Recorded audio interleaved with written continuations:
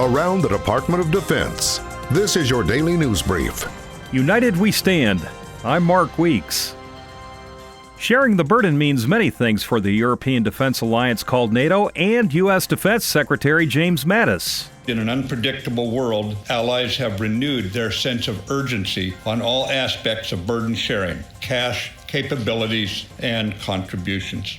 Russia was a hot topic for the NATO defense ministers meeting in Brussels, particularly concerning the Intermediate-Range Nuclear Forces Treaty. The current situation with Russia in blatant violation of this treaty is untenable. The United States is upholding its arms control obligations. Russia is not, and it is time now for Russia to return to compliance. And the secretary also talked about Russia's latest alleged cyber attack against a defense organization in the Netherlands. Basically, the Russians got caught with their equipment, people who were doing it, and they have got to pay the piper. They're going to have to be held to account. We have a wide variety among our nations of responses available to us.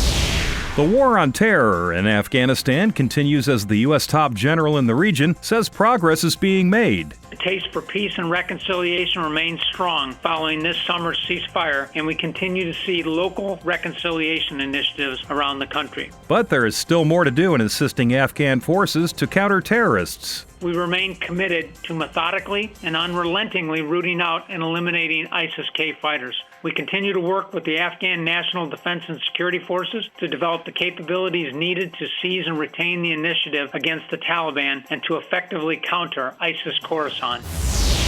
Reserve service members train year-round, sometimes away from home, as shown by soldiers in the Indiana National Guard when they participated in the Indo-Pacific training exercise Pacific Pathways. During this 90-day exercise in Australia, Indonesia, and Japan, our squads, platoons, and companies work side by side with our Pacific allies, conducting bilateral training operations that will pay dividends with our allies for many years to come. And the focus on lethality in the National Defense Strategy has a large impact on how they train when they're back home. We're focused a lot in Indiana on physical fitness and wellness because we know that level, and you got to start that at the young level. And so I think in lethality, that's a key to it, is that discipline, and part of that is physical fitness. That's your DoD News Brief. I'm Mark Weeks. For more information about your military, go to defense.gov.